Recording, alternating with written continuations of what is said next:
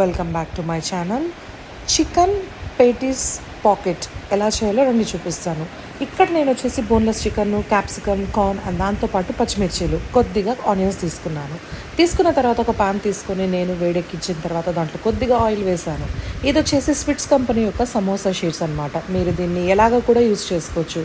Like samosas, roles, ఇలాగ పేటీస్కి, పఫ్స్కి అన్నిటికీ use చేసుకోవచ్చు. ఫస్ట్ ప్యాన్లో ఆయిల్ వేడెక్కిన తర్వాత కొద్దిగా చికెన్ తీసుకున్న తర్వాత దాన్ని కొద్దిగా బాగా సార్ట్ చేసుకోవాలి. సార్ట్ చేసిన తర్వాత మీకు నచ్చినటువంటి ఇంగ్రీడియంట్స్, మసాలాస్ అన్నీ దాంట్లో వేసుకోవాలి. నేనైతే రెడ్ చిల్లీ పౌడరు, ఆచి చికెన్ మసాలా, కొద్దిగా ఉప్పు అండ్ దాంతోపాటు పచ్చిమిర్చిలు, క్యాప్సికము, కార్న్స్, నా దగ్గర ఏవేవైతే ఉన్నాయో అవన్నీ నేను తీసుకున్నాను అనమాట. వెజిటేబుల్స్ ఆప్షనల్ అనమాట, మీకు ఏది నచ్చితే అది మీరు వేసుకోవచ్చు. ఇక్కడ నేను సమోసా షీట్స్ కోసము ఒక బ్యాటర్ని రెడీ చేస్తున్నాను. దిస్ వచ్చి వీట్ ఫ్లోర్ అనమాట. ఇది వచ్చేసి చీజ్ అనమాట. సో ఈ చీజ్ మనం స్టఫింగ్ లోపల పెడతాము. సో ఇక్కడ నేను వచ్చేసి 2 షీట్స్ తీసుకున్న తర్వాత దాన్ని ప్లస్గా పెట్టాను. అండ్ ఒక షీట్ చీజ్ని తీసుకున్న తర్వాత దాన్ని 4 పీసెస్గా డివైడ్ చేసుకున్నాను.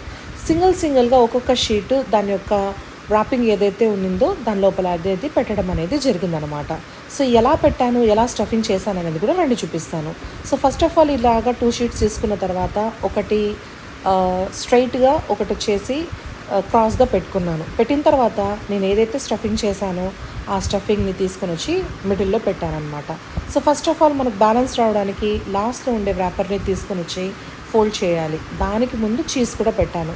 ర్యాప్ చేసిన తర్వాత దానిపైన ఒక ఫ్లోర్ కోటింగ్ని ఇచ్చాను. ఎందుకంటే అది ఓపెన్ అవ్వకూడదు కాబట్టి, కుక్ చేసేటప్పుడు దాని లోపల ఉండేటటువంటి స్టఫింగ్ బయటకి రాకూడదు కాబట్టి ఇలాగ మనము స్టిక్ చేస్తూ రావాలా. సో 2 సైడ్స్ అయిపోయిన తర్వాత ఇక్కడ 3rd సైడ్ కూడా క్లోజ్ చేయడం అనేది జరుగుతుందన్నమాట. సో 3rd సైడ్ కూడా అయిపోయిన తర్వాత సేమ్ యాజ్ ఇట్ ఈజ్ ఆ ఫ్లోర్ యొక్క పేస్ట్ ఏదైతే ఉందో దాన్ని with the help of this brush paste చేసిన తర్వాత ఇలా క్లోజ్ చేశాను. క్లోజ్ చేసిన తర్వాత ఖచ్చితంగా దాన్ని ఫోల్డ్ చేసి పెట్టుకోవాలి. సో ఫైనలీ అన్ని పేటీస్ రెడీ అయిపోయిన తర్వాత ఫ్రై చేసి పెట్టుకున్నాను. రండి యమ్మీ చికెన్ చీజ్ పేటీస్ని తిందాం. సో ఇది మనము ఇలాగ ఓపెన్ చేసేటప్పుడు యూజువల్గా దీంట్లో చీజ్ ఎక్కువగా వస్తుంది. నాకు కొద్దిగా తక్కువ చీజ్ కావాలి అనేసి నేను ఇలా చేసుకున్నాను అనమాట. ఖచ్చితంగా మీరు ట్రై చేసి చూడండి.